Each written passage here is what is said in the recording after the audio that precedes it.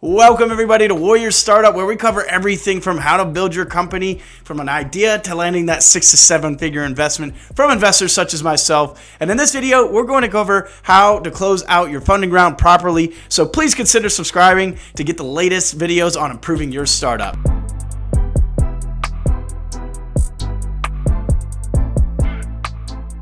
Fundraising for a startup is typically a slow and painful process.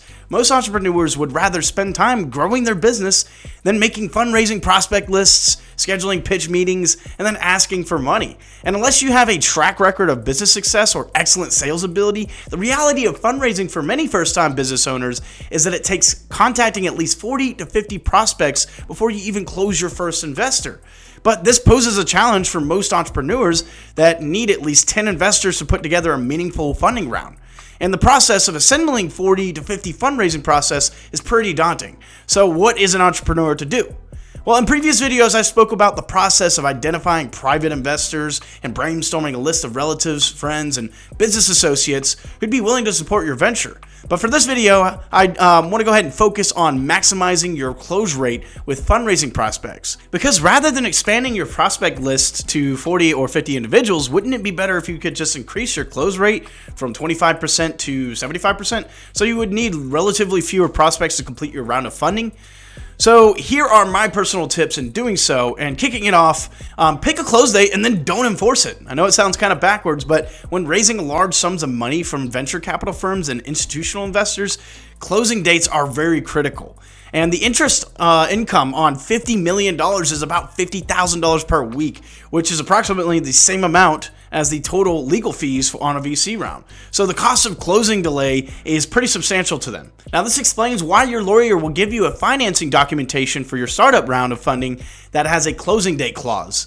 And in practice, angel investors and other individuals who will support your business will ignore your closing date and then send you the money when they feel like it. So unless you're convinced that your financing round will be oversubscribed by too much demand, your closing date is likely going to be a moving target. Nevertheless, investors like to see closing dates because they feel like other investors are interested in your business and are investing at the same time. So you should ask your lawyer to modify the standard closing date clause to read exactly like this. The closing date is some date in the near future or date that is mutually agreed upon by both parties. This is a small change that will keep the documentation valid for several weeks after the closing date, and in case your investor takes extra time to give you the funds, you'll be covered. So one of the greatest challenges that entrepreneurs face is answering the question posed by your prospects: how many other investors are committing money at this closing date? The smart answer is to avoid giving an answer, since trying to close several individuals on the same date is pretty much a long shot. The next thing that you will want to do is provide investment options. So flexibility is really critical when dealing with non-institutional investors,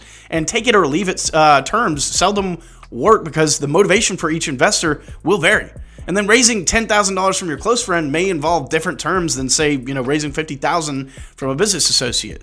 So if you're raising money in the form of debt, it's better to offer 2 or 3 options for participation in the round, and that would include different amounts or thresholds, different time horizons, and different repayment schedules. So if you're raising money in the form of equity, you use convertible debt rather than preferred stock for your friends and family round, and be sure to provide some flexibility on the investment amount.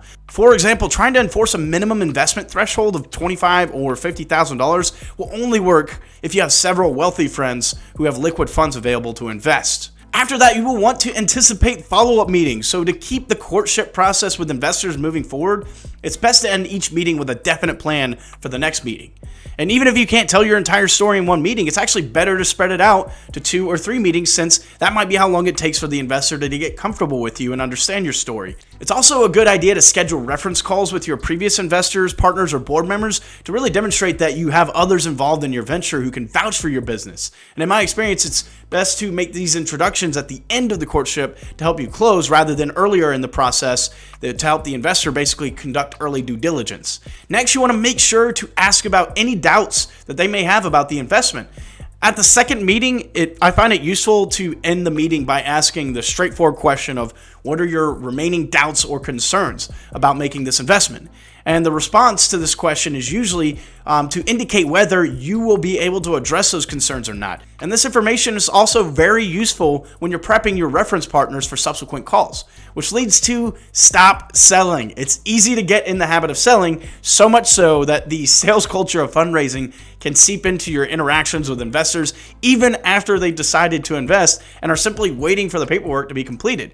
So once they've made the decision to invest, step back and let the process happen without continuing to sell. And the very last thing you should do is never forget to ask for the check. I know it sounds obvious, but when raising money, it's easy to get tied up in answering the questions posed by the investors, then get tied up in the negotiations and paperwork, and then get tied up in making sure that the relationship with your investors continue to sound better after the negotiations are complete. And then during all these interactions, it's also very easy to forget the purpose of the process, which is to get the money. And you may find that you'll get the funding more quickly if you ask for it earlier. And one way to ask for the check is to ask your investor whether he or she plans to wire transfer or send a personal check so that you can decide if he or she needs to receive your bank wire and transfer details. And it might be presumptive to ask this question too early, but it tends to move the dialogue along very quickly. And remember that the deal isn't closed until the money is in the bank. Thank you guys for watching. If you like this video, then you'll probably enjoy these videos on your screen, so make sure to check them out. And again, consider subscribing so that you can get the latest videos on building your startup.